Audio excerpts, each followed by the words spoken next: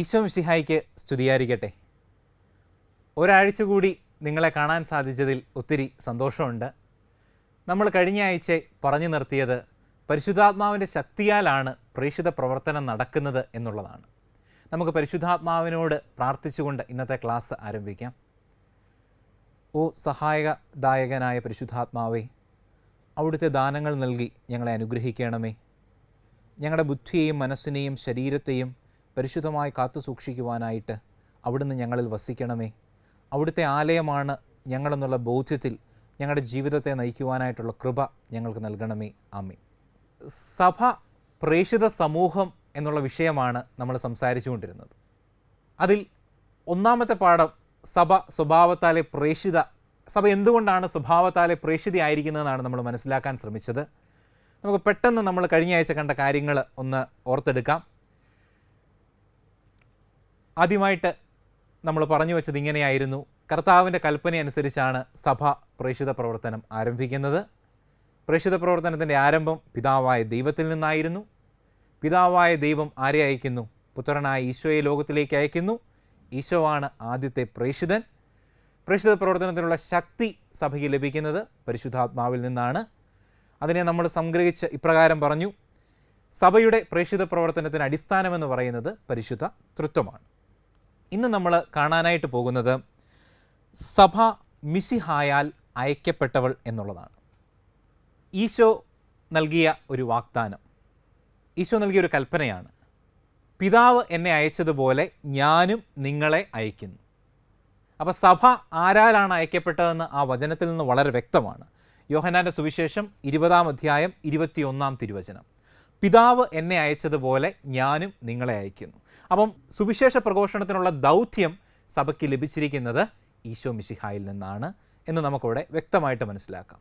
ഈ ദൗത്യം ഏറ്റെടുത്തുകൊണ്ട് ഈശോ ഈ ലോകത്തിൽ ചെയ്ത കാര്യങ്ങളാണ് സഭയും ഈ ലോകത്തിൽ ചെയ്തുകൊണ്ടിരിക്കുന്നത്. കാരണം ഈശോയുടെ ദൗത്യം നിർവഹിക്കുക എന്നുള്ളതാണ് സഭയുടെ ഉത്തരവാദിത്വം എന്ന് പറയുന്നത്. അപ്പോൾ ദൈവപിതാവിൻ്റെ സ്നേഹത്തിൻ്റെയും കരുണയുടെയും സന്ദേശമായിട്ട് ആര് ഈ ലോകത്തിലേക്ക് വന്നു? ഈശോ ഈ ലോകത്തിലേക്ക് വന്നു.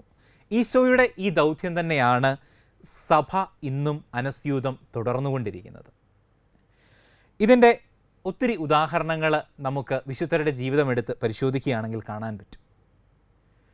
ഒത്തിരി ദൂരത്തേക്കൊന്നും പോകണ്ട, നമ്മുടെ ചുറ്റുമൊന്ന് നോക്കുകയാണെങ്കിൽ തന്നെ നമ്മുടെ സിറോ മലബാർ സഭ നടത്തുന്ന ഒട്ടനവധി പ്രേക്ഷിത പ്രവർത്തനങ്ങളുണ്ട്. എന്നെ വളരെയധികം സ്പർശിച്ച ഒരു സംഭവമാണ് നോർത്ത് ഈസ്റ്റ് മേഖലയിൽ, പ്രത്യേകിച്ച് അരുണാചൽ മിഷനുമായി ബന്ധപ്പെട്ട് ഞാൻ കാണാനിടയായ ഒരു വീഡിയോ. അവിടെ നമുക്കറിയാം, അങ്ങോട്ട് യാത്രാ മാർഗങ്ങൾ വളരെ കുറവാണ്.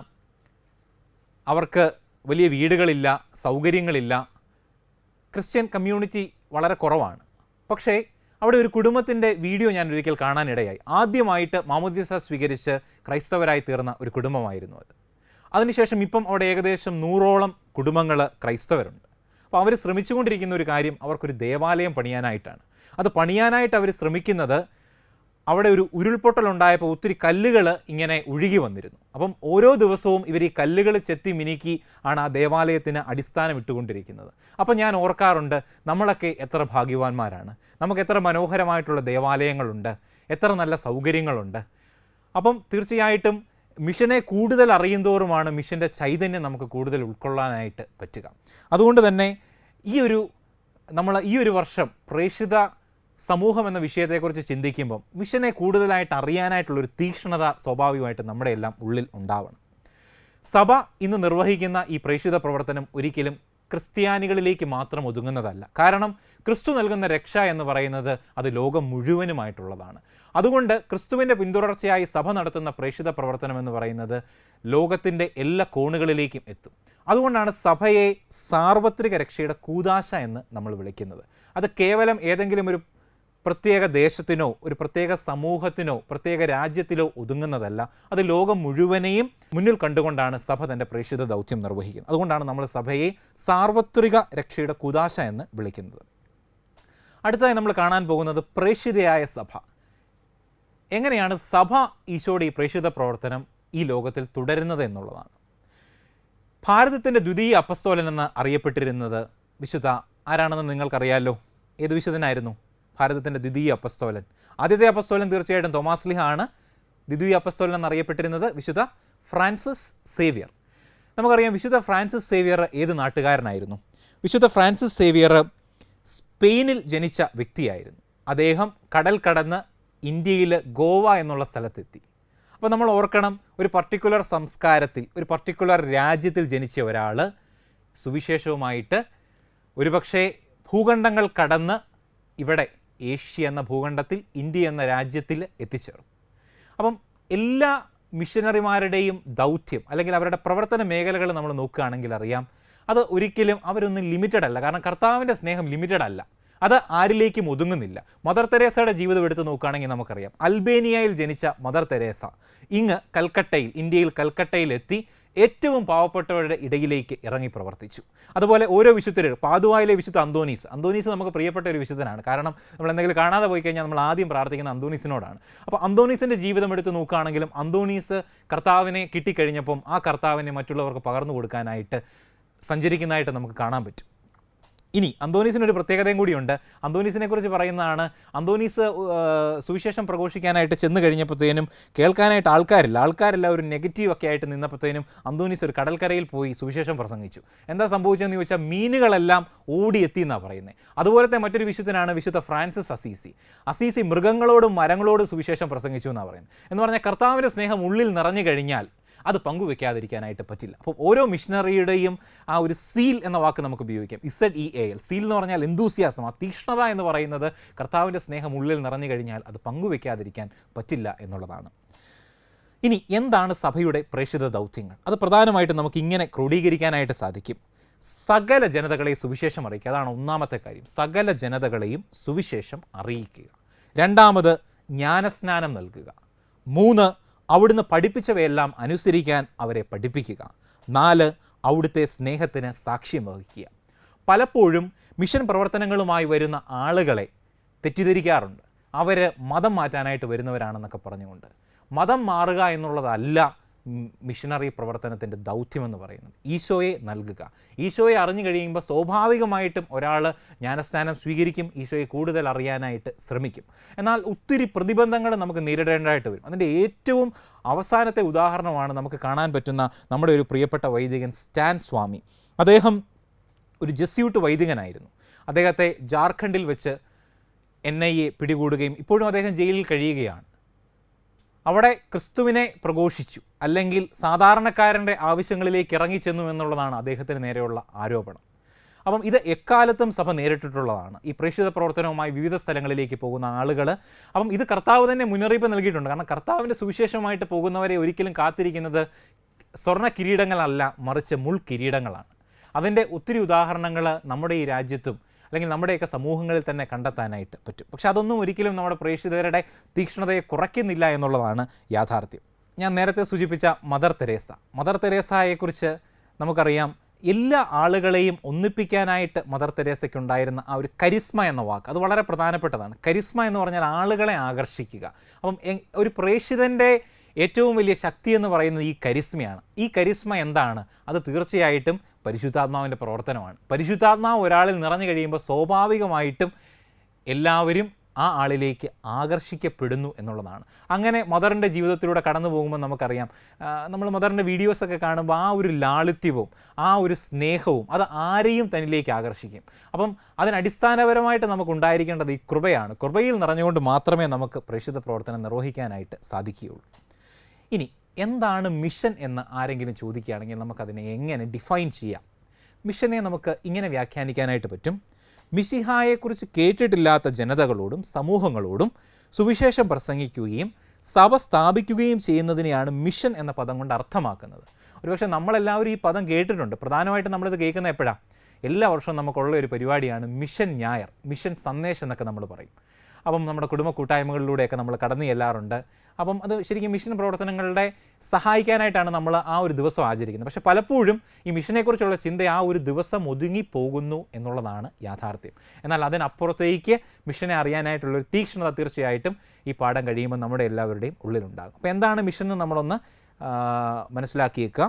മിശിഹായെക്കുറിച്ച് കേട്ടിട്ടില്ലാത്ത ജനതകളോടും സമൂഹങ്ങളോടും സുവിശേഷം പ്രസംഗിക്കുകയും സഭ സ്ഥാപിക്കുകയും ചെയ്യുന്നതിനെയാണ് മിഷൻ എന്ന പദം കൊണ്ട് നമ്മൾ അർത്ഥമാക്കുന്നത്. ഇനി എന്താണ് പ്രേക്ഷിത പ്രവർത്തനമെന്ന് മനോഹരമായിട്ട് ഭാഗ്യസ്മരണാർഹനായ ജോൺ പോൾ രണ്ടാമൻ മാർപ്പാപ്പ തൻ്റെ രക്ഷയുടെ ദൗത്യം എന്ന പുസ്തകത്തിൽ വിവരിക്കുന്നുണ്ട്. ജോൺ പോൾ രണ്ടാമൻ മാർപ്പാപ്പയെക്കുറിച്ച് പറയുമ്പോൾ തന്നെ നമുക്കറിയാം, പ്രത്യേകിച്ച് യുവജനങ്ങളെയും കുട്ടികളെയൊക്കെ ഇത്രയും സ്നേഹിച്ച മറ്റൊരു മാർപ്പാപ്പ ഇല്ല. അപ്പം അദ്ദേഹം തൻ്റെ രക്ഷയുടെ ദൗത്യം എന്ന പുസ്തകത്തിൽ ഇപ്രകാരം പറയുന്നുണ്ട്: ദൈവത്തിൻ്റെ രക്ഷാകര പദ്ധതിയുടെയും ലോകത്തിലും ചരിത്രത്തിനുമുള്ള അതിൻ്റെ പൂർത്തീകരണത്തിൻ്റെയും പ്രഘോഷണമാണ് പ്രേക്ഷിത പ്രവർത്തനം. അപ്പോൾ പ്രേക്ഷിത പ്രവർത്തനത്തിന് നൽകാൻ പറ്റുന്ന ഏറ്റവും മനോഹരമായിട്ടുള്ള ഒരു ഡെഫിനിഷനാണിത്. എന്ത്?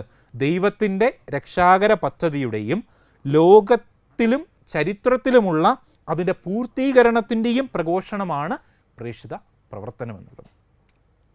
ഇനി ആരാണ് പ്രേക്ഷിതരെന്നുള്ളതാണ് ചോദ്യം. പൊതുവെ നമ്മുടെ ഒരു ധാരണ നോർത്ത് ഇന്ത്യയിലേക്ക് പോകുന്ന അച്ഛന്മാർ, വൈദികർ, അല്ലെങ്കിൽ സിസ്റ്റേഴ്സ്, അല്ലെങ്കിൽ മറ്റ് രാജ്യങ്ങളിൽ പോകുന്ന ആളുകൾ, ഇവരൊക്കെയാണ് പ്രേക്ഷിതരെന്നുള്ളതാണ് നമ്മുടെ ചിന്ത. എന്നാൽ യഥാർത്ഥത്തിൽ അങ്ങനെയാണോ? അല്ല. മാമോദീസ സ്വീകരിച്ചിട്ടുള്ള നമ്മൾ ഓരോരുത്തരും ആരാണ്? പ്രേക്ഷിതരാണ്. ഇനി അതെന്തെങ്കിലും പ്രത്യേകമായിട്ടുള്ള ഒരു എന്താ പറയുന്നത്, നമുക്കെന്തെങ്കിലും ഒത്തിരി ഞാനൊരു പ്രേക്ഷിതനാണ് എന്ന് പറഞ്ഞ് നമുക്കതിലെന്തെങ്കിലും അഭിമാനിക്കാനുണ്ടോ? അതിൽ പ്രത്യേകിച്ച് അഭിമാനിക്കാനൊന്നും ഇല്ല. കാരണം അതിൽ ചില കാര്യങ്ങൾ നമ്മൾ ചെയ്തില്ലെങ്കിലാണ് കുഴപ്പം. ചെയ്യുന്നു എന്നുള്ളത് കൊണ്ട് നമുക്ക് പ്രത്യേകിച്ച് വലിയ ക്രെഡിറ്റ് കിട്ടാനായിട്ടുള്ള വകുപ്പൊന്നുമില്ല. കാരണം എന്താ? അത് നമ്മൾ സ്വാഭാവികമായിട്ടും ചെയ്യേണ്ട കാര്യമാണ്. നമ്മളെല്ലാവരും പ്രേക്ഷിതരാണ്. നമ്മളെല്ലാവരും പ്രേക്ഷിതരായിരിക്കാനായിട്ടുള്ള കാരണം എന്താ? സഭ പ്രേക്ഷിതയാണ്. അതുതന്നെയാണ് നമ്മൾ ചാപ്റ്ററിൽ കണ്ടതും. സഭ സ്വഭാവത്താലെ പ്രേക്ഷിതയാണ്. അപ്പോൾ സഭയിലെ അംഗങ്ങളായിരിക്കുന്ന നമ്മളെല്ലാവരും സ്വാഭാവികമായിട്ടും എന്താണ്? പ്രേക്ഷിതരാണ്. സഭ സ്വഭാവത്താലെ പ്രേക്ഷിതയായിരിക്കുന്നതിനാൽ ദൈവജനം മുഴുവനും അതിനാൽ തന്നെ പ്രേക്ഷിതരാണ്. ആ വിളി നമുക്ക് കിട്ടുന്നത് എവിടുന്നാണ്? രണ്ട് കുദാശകളിൽ നിന്നാണ്: മാമോദീസായും തൈലാഭിഷേകവും. അപ്പോൾ മാമോദീസായും തൈലാഭിഷേകവും സ്വീകരിച്ച നമ്മൾ ഓരോരുത്തരും പ്രേക്ഷിതരാണ്. ഇനി ഈ പ്രേക്ഷിതരാണെന്ന് പറഞ്ഞ് നമ്മൾ ഒത്തിരി അഹങ്കരിക്കേണ്ട കാര്യമൊന്നുമില്ല. പൗലോസ് ശ്ലീഹ വളരെ വ്യക്തമായിട്ട് പറയുന്നുണ്ട്. കൊരിന്തോസുകാർക്ക് എഴുതിയ 1-ാം ലേഖനം 9-ാം അധ്യായം 16-ാം തിരുവചനം: ഞാൻ സുവിശേഷം പ്രസംഗിക്കുന്നെങ്കിൽ അതിലെനിക്ക് അഹംഭാവത്തിന് വകയില്ല, അതെൻ്റെ കടമയാണ്. ഞാൻ സുവിശേഷം പ്രസംഗിക്കുന്നില്ലെങ്കിൽ എനിക്ക് ദുരിതം. അപ്പം ഞാൻ സുവിശേഷം പ്രസംഗിക്കുന്നില്ലെങ്കിൽ എൻ്റെ കാര്യം പോക്കാം. അപ്പോൾ നമ്മൾ മനസ്സിലാക്കേണ്ട കാര്യം, മാമോദീസ സ്വീകരിച്ച നമ്മൾ ഓരോരുത്തരുടെയും ദൗത്യമാണ് എന്ത്? സുവിശേഷ പ്രഘോഷണം എന്നുള്ളത്, അല്ലെങ്കിൽ പ്രേക്ഷിത പ്രവർത്തനം എന്നുള്ളത്. അത് നമ്മൾ വ്യത്യസ്ത തലങ്ങളിൽ നിന്ന് ചെയ്യുന്നു എന്ന് മാത്രമേ ഉള്ളൂ. നമുക്കിതിനെല്ലാം സംഗ്രഹിച്ച് ഇപ്രകാരം പറയാൻ പറ്റും. ഈ ഒരു വചനം എന്നെ ഒത്തിരി ആകർഷിച്ച ഒരു വചനമാണ്. വിശുദ്ധ യോഹന്നാൻ്റെ സുവിശേഷം 20-ാം അധ്യായം 21-ാം തിരുവചനം: പിതാവ് എന്നെ അയച്ചതുപോലെ ഞാനും നിങ്ങളെ അയക്കുന്നു. ഈ ഒറ്റ വചനം പഠിച്ചാൽ ഈ പാഠത്തിൻ്റെ അർത്ഥം എന്താണെന്ന് നിങ്ങൾക്ക് മനസ്സിലാകും. പിതാവ് എന്നെ അയച്ചതുപോലെ ഞാനും നിങ്ങളെ അയക്കുന്നു. നമ്മൾ പറഞ്ഞു വെച്ച കാര്യം മൊത്തം ഇതിലുണ്ട്.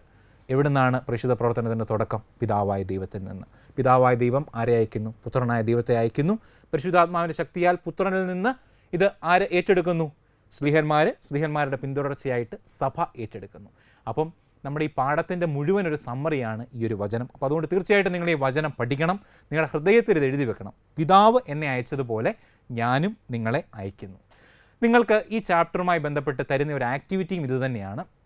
ഇത്തരത്തിൽ സഭയുടെ പ്രേക്ഷിത ദൗത്യം സൂചിപ്പിക്കുന്ന സമാനമായ വചനഭാഗങ്ങൾ എല്ലാ സുവിശേഷങ്ങളിലും നമുക്ക് കണ്ടെത്താം. ഇവിടെ നമ്മൾ കണ്ടത് യോഹന്നാൻ്റെ സുവിശേഷമാണ്. അത്തരത്തിൽ സമാനമായിട്ടുള്ള സുവിശേഷ ഭാഗങ്ങൾ കണ്ടെത്തി നിങ്ങൾ എഴുതുക. അതോടൊപ്പം തന്നെ നമ്മൾ ഈ പാഠം മുഴുവൻ പഠിച്ചു കഴിഞ്ഞിരിക്കുന്നു. അപ്പം ഈ പാഠത്തിൻ്റെ ഭാഗമായിട്ടുള്ള ചോദ്യങ്ങൾ നിങ്ങൾ വായിച്ച് അതിൻ്റെ ഉത്തരങ്ങളും എഴുതി നിങ്ങൾ ടീച്ചറിന് അയച്ചു കൊടുക്കുക. നമ്മൾ കണ്ടിരുന്നത് എന്തിനെക്കുറിച്ചാണ്? സഭ പ്രേക്ഷിത സമൂഹം എന്ന വിഷയത്തെക്കുറിച്ചാണ്. അതിലെ ഒന്നാമത്തെ പാഠമാണ് എന്ത്? സഭ സ്വഭാവത്താലെ പ്രേക്ഷിത എന്നുള്ളത്.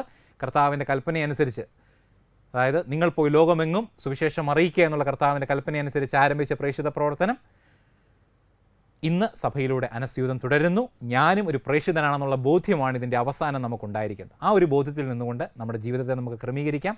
എല്ലാവർക്കും നല്ലൊരു ദിവസം ആശംസിക്കുന്നു. ഈശോ മിശിഹായിക്ക് സ്തുതിയായിരിക്കട്ടെ.